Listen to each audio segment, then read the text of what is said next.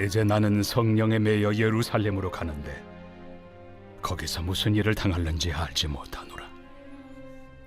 오직 성령이 각성에서 내게 증언하여 결박과 환난이 나를 기다린다 하시나 내가 달려갈 길과 주 예수께 받은 사명 곧 하나님의 은혜의 복음을 증언하는 일을 마치려 하면은 나의 생명조차 조금도 귀한 것으로 여기지 아니하노라. 이제 오늘 본문의 배경은 아시죠? 아가보라고 하는 예언자가 사도 바울 보고 예루살렘에 올라가면 큰 환란이 있을 것이다. 이에 대해서 사도 바울이 한 이야기가 내가 달려갈 길과 주 예수께 받은 사명 곧 하나님의 은혜의 복음을 증언하는 일을 마치려 하면은 나의 생명을 조금 더 귀한 것으로 여기지 아니하노라. 이렇게 고백하면서 환란이 기다리고 있는 예루살렘을 향하여 가는 거죠. 그래서 흔히 요 24절을 바울의 사명 선언서 그러거든요. 자신의 사명이 뭐냐? 사명 선언서를 지금 기록해 놓은 거다. 사명의 내용은 뭐죠? 은혜의 복음을 증언하는 일. 그것이 바울의 사명이었다. 그것을 위하여 생명까지도 귀한 것으로 여기지 않는다. 생명을 바치겠다. 라고 고백하고 있습니다.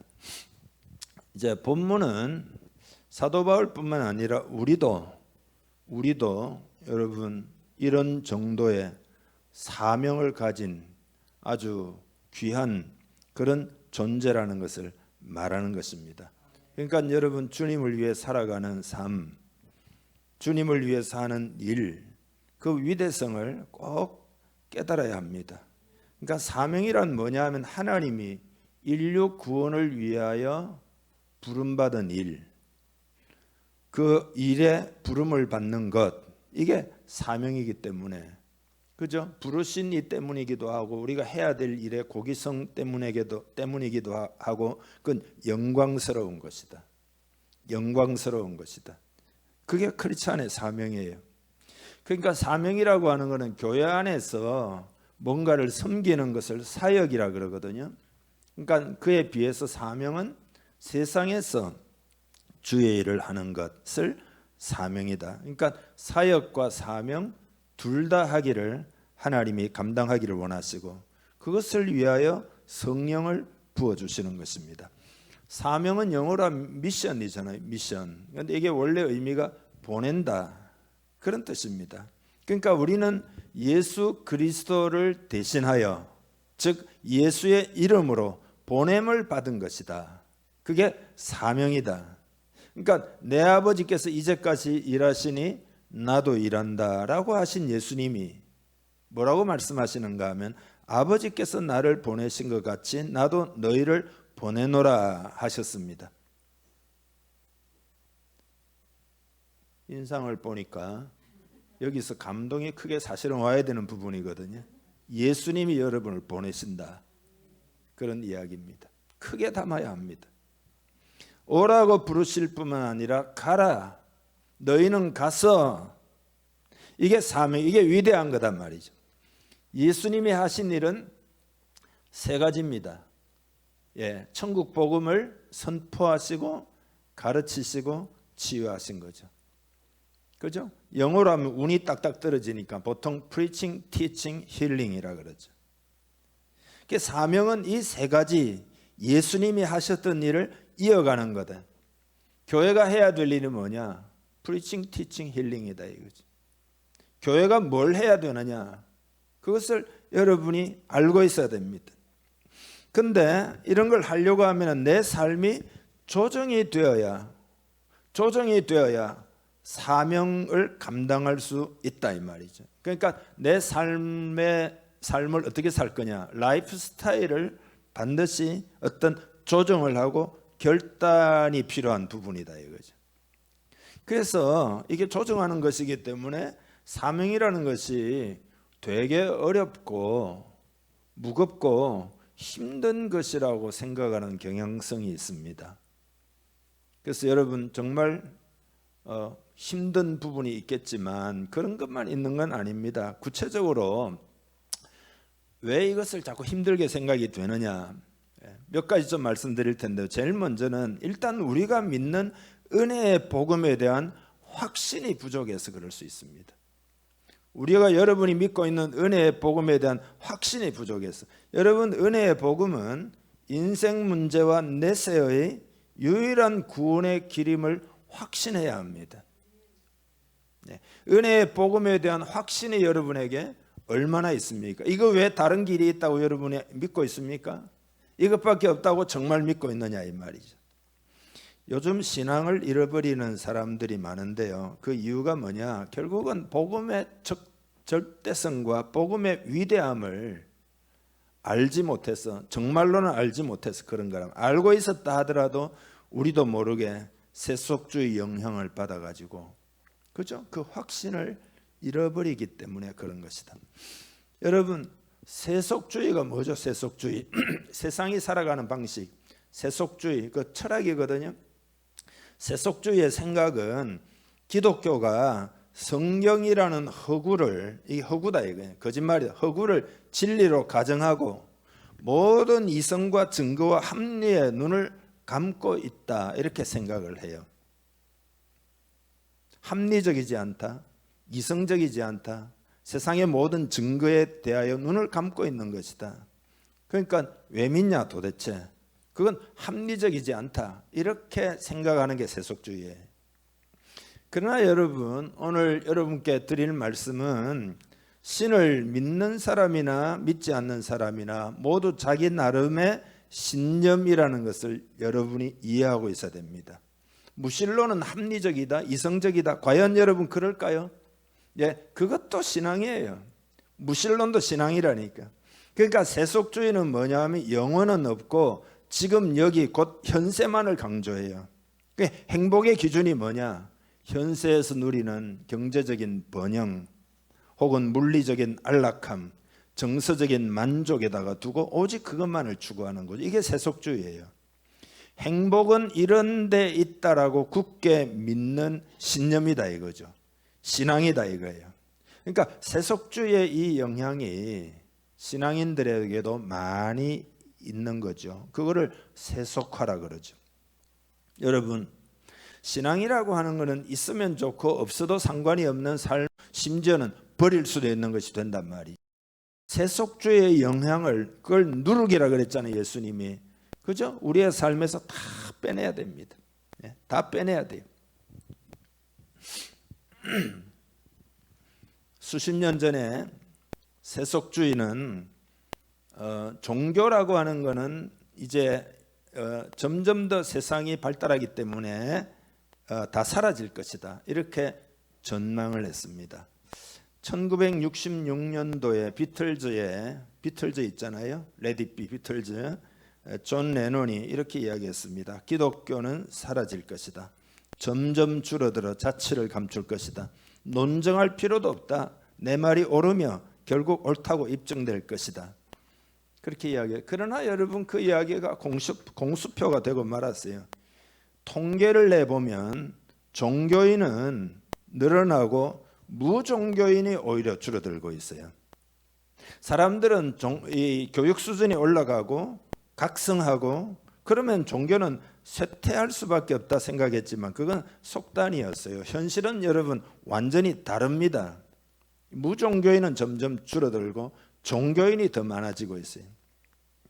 왜냐하면은 많은 사람들은 세속 이성에는 삶을 살아가는데 꼭 필요한 뭔가가 빠져 있다는 것을, 인간이기 때문에, 영적 존재이기 때문에 다 느끼고 있어요. 사실은 다 느끼고 있어요.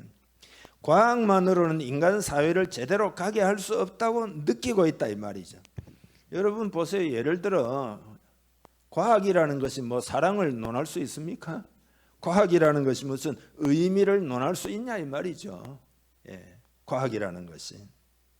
그러니까 분명히 사랑이나 의미나 뭐 등등 이런 것은 삶에서 매우 중요한 주제지만은 과학은 그냥 물질에 관해서, 에너지에 관해서 그 설명하는 것이기 때문에, 발견하거나 설명하는 것이기 때문에 그것이 다 인간 사회를, 삶을 다 어떻게 말할 수가 없다 이 말이죠. 옛날에 여러분 독일의 유명한 테니스 스타가 보리스 베커라고 여러분 이제 아는 사람 많이 계시죠. 이렇게 이야기했어요. 나는 윈벌던 대회에서 2차례 우승했고 그중 한 번은 최연소 선수였다. 그리고 나는 부자였다. 재물이라면 필요한 만큼 있었다. 자살하는 영화 배우나 팝스타들은 많이 가졌지만 항상 매우 불행한데 나도 그랬다. 내면에 평화가 없었다. 옛날에 그 유명한 영화배우 소피아 로렌이라고 있잖아요. 상도 많이 받고 결혼도 했고 부족한 것이 없는데도 내 삶에는 결코 채워질 수 없는 공허가 있다 그랬어요. 로지 그리어라고 하는 이분은 이제 그 미국의 미식 축구 선수였거든요. 60년대 미식 축구에서 가장 위협적인 방어막을 구축하는 무시무시한 4인조 중에 한 사람이었습니다. 재능이 많아가지고 영화 배우로 스타가 되기도 하고 작가이기도 하고, 이 사람이 그 크게 유명해진 계기가 케네디 대통령을 쏜 시르한과의 격투 끝에서 총을 이제 빼앗아 가지고 그 의협심이나 용기나 이런 것 때문에 유명해졌어요. 근데 영광스러운 미식 축구 선수 생활을 마칠 때 이분이 공허함을 느낍니다. 그래서 공허하니까 자기보다 나이 많은 사람하고 주로 어울렸어요. 왜냐하면 어떤 삶의 지혜를 얻고 평안을 얻기 위해서. 그러나 만족을 얻지를 못했어요. 인생의 의미가 뭔지 목적이 뭔지도 도저히 알 수가 없었어요. 게다가 가정도 깨지고, 그러니까 내가 정말 계속 살고 싶어 하는지에 대해서도 의문이 생겼습니다. 그래서 상당히 낙심하고 굉장히 외로움을 느끼고 우울증 걸리고 눈물을 흘리고, 그러다가 어릴 때 알고 있는 주기도문을 외우는데 계속해서 그냥 입에서 흘러나온 대로 반복하고 또 반복하고, 그러는 중에 놀라운 어떤 우연이라고 보기는 이상한 사건이 몇 개 일어납니다. 먼저는 뜻밖의 친구가 오래간만에 방문해가지고 활짝 미소를 지으면서 하는 이야기가 하나님이 나를 보내셨다고.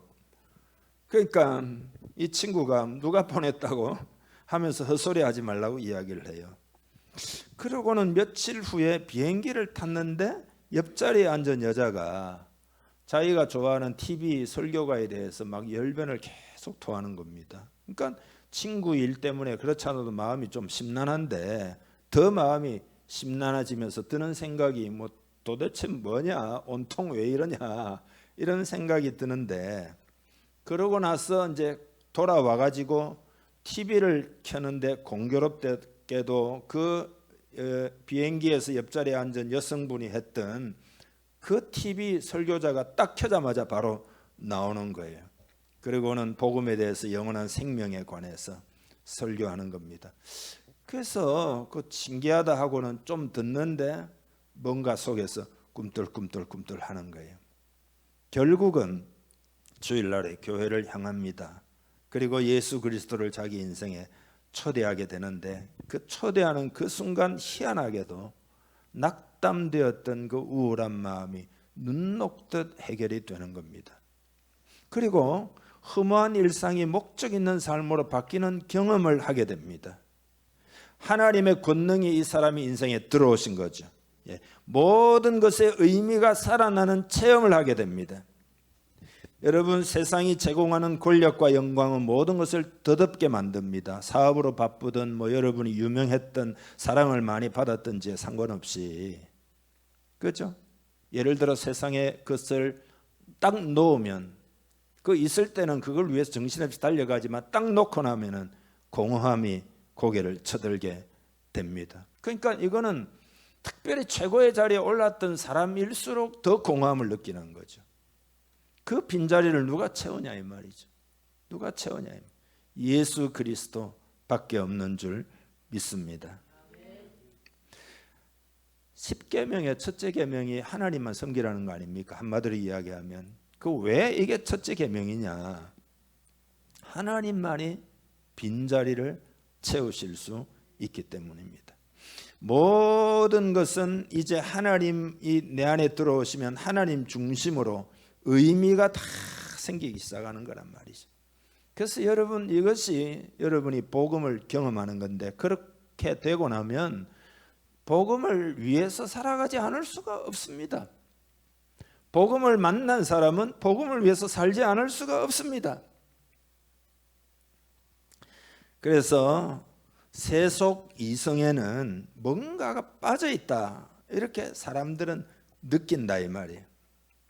그 다음에 이제 두 번째로는 뭐냐 하면은 사람들은 이 자연, 이 세상 있잖아요. 이 세계 너머의 초월 세계, 뭔가 영의 세계, 초월 세계를 직관적으로 인식하고 있는 겁니다.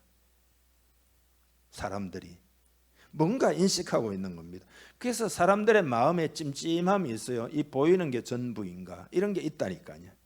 이런 불안에 시달리는 거란 말이죠. 그러니까 사람들이 평안을 얻기 위해서 절에 가기도 하고, 점쟁이 찾아가기도 하고, 미신에 의지하기도 하고, 뭔가 영적인 것을 찾는 거죠. 그 왜 그런가? 뭔가 초월 세계를 지금 인식하고 있는 거란 말이죠. 여러분, 스마트폰을 만든 스티브 잡스가 죽기 전에 뭐라고 이야기했는가 하면요, 평생 축적된 이 모든 경험이 그냥 없어져 버린다고 생각하면 이상하다. 그래서 나는 뭔가 살아남는 게 있다고, 어쩌면 우리 의식이 지속될 거라고 정말 믿고 싶다. 그러니까 이건 뭐냐 하면은 이 죽음이라는 스위치가 딸깍하는 순간에 이 모든 인간의 모든 게 다 사라져 버린다고 하는 것이 스티브 잡스의 이 직관으로 볼 때는 뭔가 순리에 어긋난 듯이 느껴졌던 거죠. 이게 뭔가 이상하다, 이게. 그게 다 사라져 버리는 건 순리에 맞지 않는다는 직관을 그가 가지고 있었단 말이죠. 그래서 여러분, 우리가 살아가고 있는 이 21세기는 더 종교적이 되고 있습니다. 더 종교적이 될 것이라고 보고 있습니다. 우리나라가 이제 일시적으로 이렇게 침체하는 이유는요, 소위 말해서 세속주의 영향이 강하게 불어가지고 그 어떤 그 명목상의 크리스찬, 체험이 부족하고 확신이 부족한 사람이, 그러나 여러분 세계적으로도 마찬가지, 유럽도 마찬가지거든요. 그런 사람들은 자꾸 무종교로 가지만 그러나 정말로 인격적으로 주님을 만난 사람의 숫자는 더 많아지고 있어요. 그러니까 여러분, 세속주의도 하나의 신념이에요. 이게 그냥 신앙이라니까요. 합리적인 게 아니에요. 신을 없다라고 하는 건 합리가 아니고 그건 믿음이에요. 그걸 믿는 것이지 과학적인 증거가 없어요. 신은 없다라고 어떻게 증명할 수 있냐 이 말이죠. 그러니까 그것도 신념이다 이거죠. 과학이 아니에요. 그러니까 사람들이 착각하는 거지. 그건 과학일 거라고 생각하는 거지. 지금 제가 이 말씀 드리고 있는 것은 사명이라는 것을 되게 어렵고 무겁고 해내기가 힘이 드는 것으로 생각하는 그 이유에 대해서 지금 말씀하고 있는 것입니다. 맥을 잡자면 은혜의 복음에 대한 확신이 부족해서 그렇다. 그러니까 세상, 세속, 이성 그거 다 있잖아요. 그것도 신앙이다. 은혜의 복음을 정말로 우리가 알면은 이것이 인간 구원의 유일한 길인 것을 알게 돼요. 사도행전에 보면 다른 이로서는 구원을 얻을 수 없나니 천하 인간이 구원을 얻을 만한 다른 이름을 주신 일이 없음이니라. 예수님이 내가 곧 길이요 진리요 생명이니 나로 말미암지 않고는 아버지께 갈 자가 없느니라. 우리의 신앙이 여러분, 복음이 말이 되기 때문에 수많은 사람들이 예수 그리스도를 받아들이고 있는 거예요.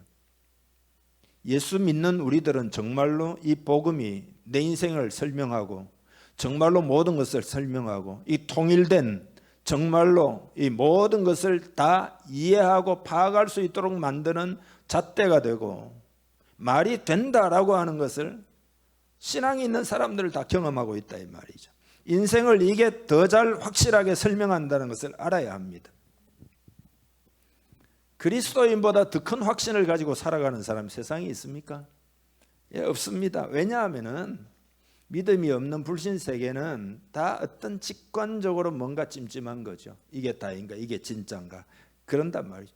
그러니까 철학 사조도 무진장 많이 나오고 심리학 분파도 무진장 나오는 이유는 뭡니까? 다 뭔가 찜찜하니까 이게 옳다 저게 옳다 설명해보려고 애를 쓰는 거죠. 그러나 성경은 안 바뀌어요. 그냥 그건 영원히 가는 거예요. 진리의 특징이다 이거죠. 여러분 복음에 대한 확신을 가지기를 바랍니다. 사명이라는 것을 되게 어렵고 무겁고 힘이 드는 것이라는 생각이 들 때 두 번째 이야기입니다. 여러분 이렇게 생각하시기를 바랍니다. 영원한 삶을 소유할 수 있는 방법을 이야기해 주는 것은 다른 사람을 위해 할 수 있는 가장 위대한 일이다. 이게 구원의 메시지이기 때문에 가장 위대한 일이다. 그렇게 여러분 마음에 생각하시기를 바랍니다. 예를 들어 여러분이 암 치료법을 발견을 했어요. 그러면 여러분 그거를 숨기고 있으면 안 돼요. 그건 범죄입니다.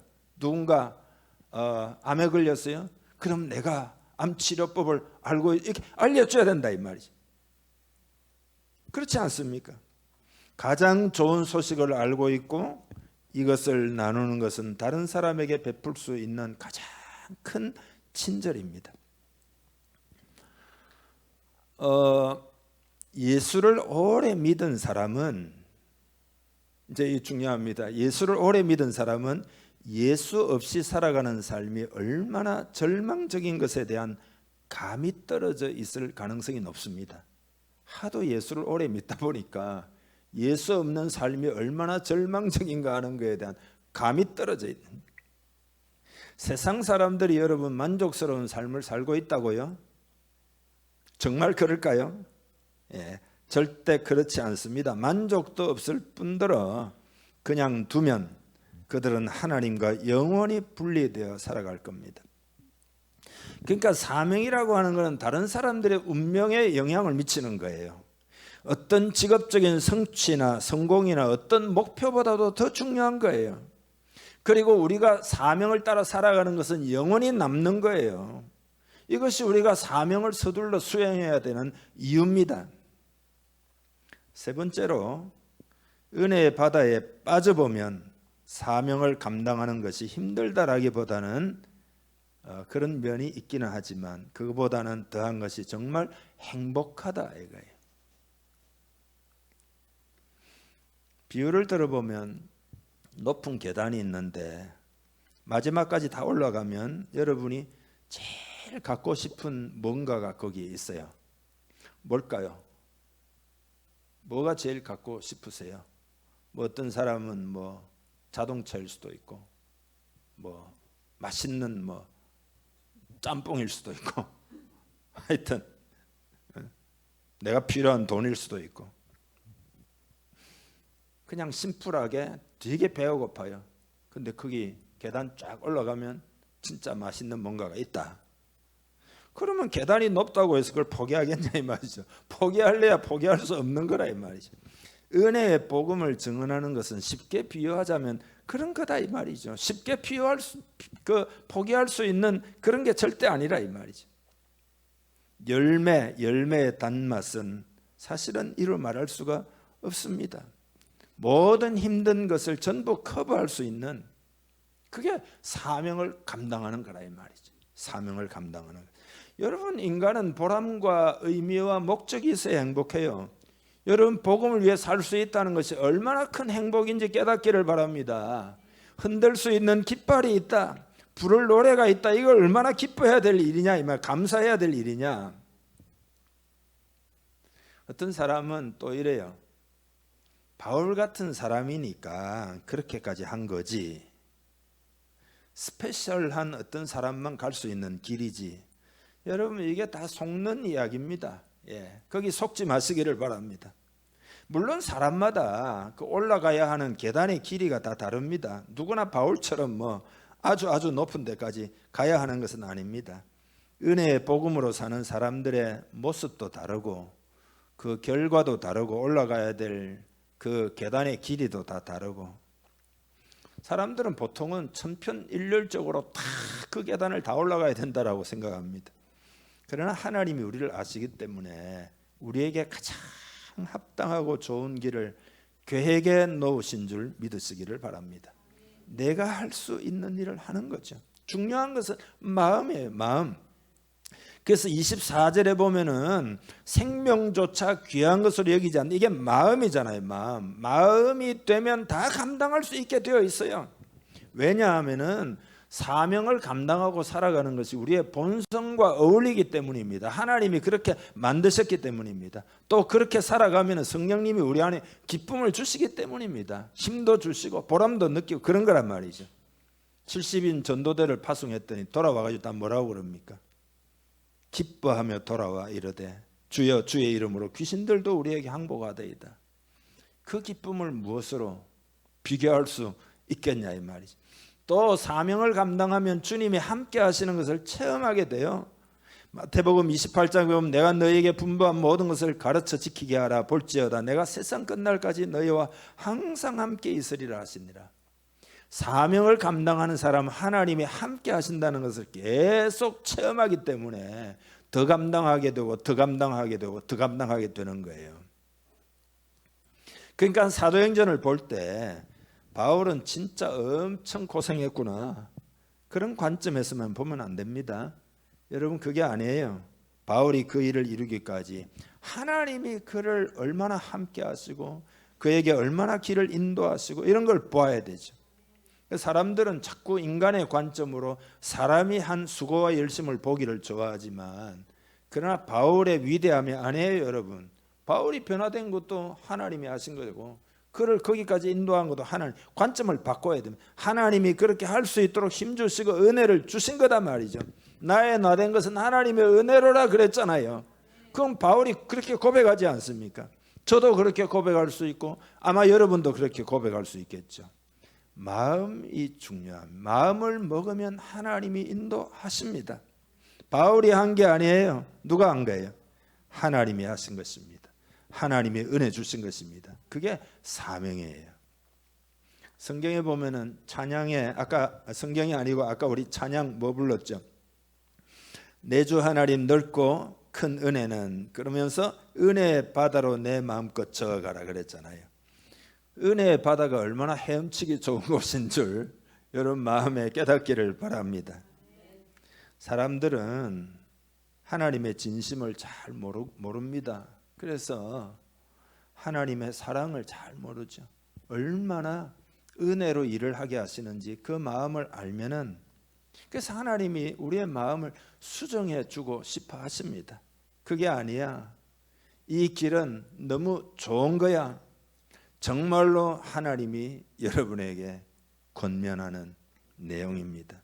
그래서 존 뉴턴 같은 사람은, 여러분 노예상이었고 어메이징 그레이스 찬송시 쓴 뉴턴, 한때 불신자여 불량배였고 아프리카 노예의 종이었는데 구주 예수 그리스도의 풍성한 긍휼로 보호받고 회복되고 용서받고 자신이 무너뜨리려고 힘쓰던 그 믿음을 전하도록 부름받았습니다. 이게 묘비명이에요. 묘비의 내용.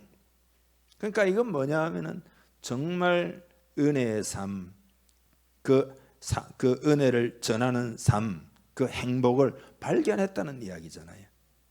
그래서 사명을 여러분 지상명령이라 그러거든요. 지상명령. 지상명령이 뭔 뜻이죠? 지상에서 가장 최대의 명령이라 이 말이죠. 위대한 명령이다 그 말이죠. 그러니까 이 명령이라 그랬잖아요. 그건 제한이 아니에요.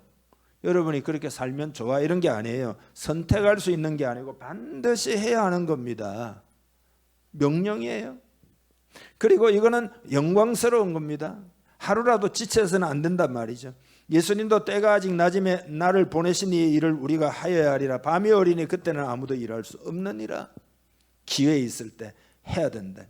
이게 여러분 직업을 바꿔야 된다는 이야기가 아니에요. 어디에 있든지 여러분의 삶의 라이프 스타일 자체가 복음을 나누는 것이 되어야 된다. 사명만이 삶의 의미를 부여해요.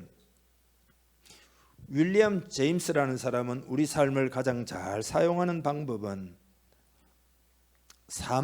내 삶보다 오래 남을 수 있는 일에 그것을 사용하는 것이다. 그 하나님의 일밖에 없습니다. 하나님의 일밖에 없어요. 그 밖에 모든 것들은 다 사라지고 맙니다. 헌신이라고 하는 것은 영원히 남습니다. 그러니까 사명을 감당하지 못하면은 하나님이 주신 삶을 낭비하는 거죠. 낭비하는 거죠. 만약에 여러분 단 한 사람이라도 여러분 때문에 천국 갈 수 있다면 그것은 큰 일입니다. 위대한 일이며 영혼의 세계에서는 큰 차이를 만들어낸다 이 말이죠. 사명을 수행하려면은 내 목표를 버리고 내 삶에 대한 하나님의 계획을 받아들여야 됩니다. 예수님이 뭐라고 그랬죠? 내 원대로 마옵시고 아버지의 원대로 되기를 원하는, 이게 사명의 길이에요. 내 권리, 기대, 꿈을 주님께 양보해야 됩니다. 그러니까 기도가 바뀌어야 돼요. 내가 하는 일이 잘 되게 해주시고가 아니라 하나님이 하시는, 하나님이 기뻐하시는 일을 하게 하여 주옵소서. 대가를 치르더라도 사명을 완수하는 데 헌신하면 우리는 하나님의 복을, 사람들은 절대 모르는 복을 경험하게 될 것입니다. 하나님의 나라를 위해서 사명을 감당하는 자에게 하나님이 해주지 못할 일은 아무것도 없다고 여러분 믿으시기 바랍니다. 너희는 먼저 그의 나라와 그의 의를 구하라. 그리하면 이 모든 것을 너희에게 더하시리라. 솔로몬이 자기 아버지 다윗에 대해서 회상을 하면서 이렇게 이야기를 했어요. 주의 종 내 아버지 다윗이 성실과 공의와 정직한 마음으로 주와 함께 주 앞에서 행함으로 주께서 그에게 큰 은혜를 베푸셨습니다. 왜 내 아버지에게 이렇게 큰 은혜를 베푸셨는가? 그 아버지가 성실과 공의와 정직한 마음으로 주님 앞에서 행했다는 거예요. 그러니까 여러분 사명자의 마인드를 가지고 살아가기를 축복합니다. 옆 사람에게 한번 주의 이름을 축복합시다. 사명자의 마음을 가집시다. 한번 축복합시다.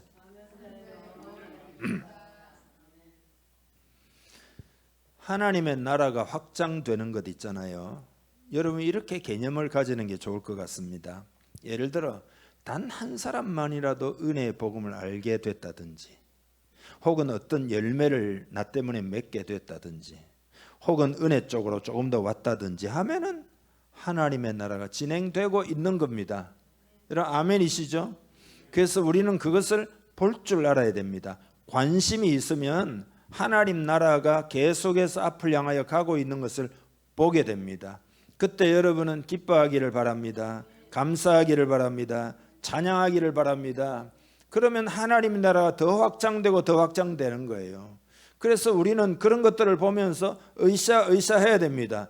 주일날 모이는 이유도 다 거기에 있습니다. 여러분들이 그렇게 의샤해야 됩니다. 세상 이야기만 하면 안 돼요. 성령으로 충만하여 하나님 이야기를 하고 가야 합니다.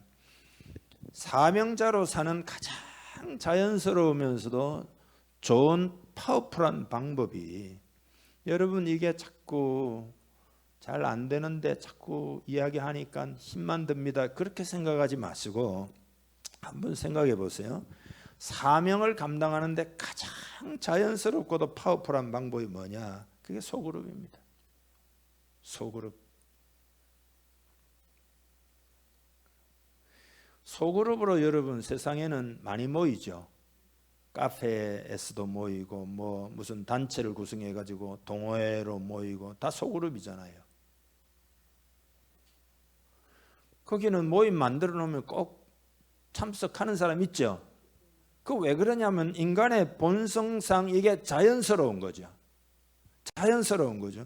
그러니까 뭐 자전거 탄다면 거기에 또 모이고, 뭐 독서 토론한다면 거기에 또 모이고, 무슨 뭐 한다 그러면 모이고, 이게 자연스러우면서도 파워풀한 거죠. 그렇지 않습니까? 지상 명령을 수행하는 데 있어서 서로를 돌보고 말씀을 나누고 함께 기도하고 서로의 삶을 이제 돌아보는 것 있잖아요. 이게 얼마나 자연스러우며 파워풀한지를 여러분이 알기를 바랍니다. 가을에 개척을 좀 해야 되겠어요. 그렇죠? 소그룹 말입니다. 모여서 독서 토론을 하시든지, 모여서 기도하시든지, 일주일에 한 번 모이면 좋고, 안 되면 2주일에 한 번이라도 모이면 되잖아요. 그것이 여러분의 본성에 잘 맞는다 이 말이죠. 그리고 그 안에 성령님 모시면 그게 얼마나 파워풀한지를 경험하게 된다.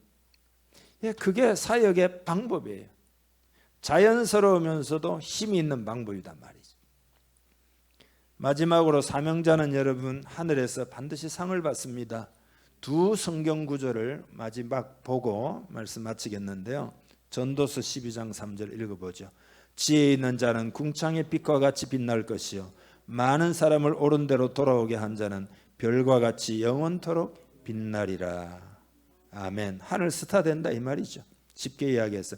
그 다음에 이 땅에서 영생도 얻지만 이 땅에서 복을 100배나 받는다. 마가복음 10장 29절 예수께서 이르시되 내가 진실로 너희에게 이르노니 나와 복음을 위하여 집이나 형제나 자매나 어머니나 아버지나 자식이나 전토를 벌인 자는 현세에 있어 집과 형제와 자매와 어머니와 자식과 전토를 100배나 받되 박해를 겸하여 받고 내세 영생을 받지 못할 자가 없느니라. 아멘. 기도하겠습니다. 오늘 메시지를 들었습니다. 여러분 하나님 앞에 응답하기를 바랍니다. 하나님과 인격적 교제를 나누기를 바랍니다. 하나님 메시지를 이렇게 들었습니다. 내 생각은 이렇습니다. 이 일을 하는 데 있어서 하나님 은혜가 필요합니다. 성령을 부어 주옵소서. 우리 다 함께 믿음으로 기도하겠습니다. 주님의 보혈로 이 시간 우리의 마음을 정결하게 하여 주옵소서. 보혈로 씻으시고 세상에 매인 것들로부터 자유케 하여 주옵소서. 이 시간 주님께 우리를 드립니다. 가장 좋은 것을 준비하시고 부르시는 주님이신 줄 믿습니다. 하나님, 주님은 우리를 위하여 십자가에서 피 흘려 주시고 우리에게 은혜를 베푸셨고 우리를 구원하셨습니다. 이제는 우리는 옛사람이 아니고 예수님 안에 새 사람이요, 이제는 내가 사는 것이 아니라 내 안에 그리스도께서 사신 것이며 또 주님을 위해서 사는 것임을 고백합니다.